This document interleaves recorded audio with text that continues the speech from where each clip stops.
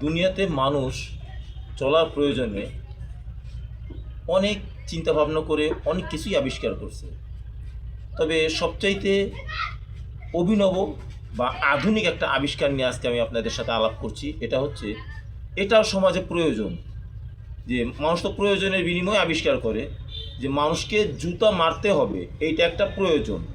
যে মানুষকে জুতা মারতে হবে, আমাদের সামাজিক ব্যবস্থা এখন এই জায়গায় এসে পৌঁছাইছে, আমাদের মন মানসিকতা এখন এইখানে এসে পৌঁছাইছে যে মানুষকে জুতা মারতেই হবে।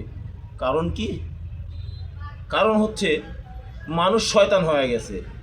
আর যারা শয়তান হয়ে গেছে তাদের মন মানসিকতা এরকমই যে আমাকে যদি জুতাই না মারে তাহলে আমি কেমন নেতা হইলাম, আমাকে জুতা মারতে হবে।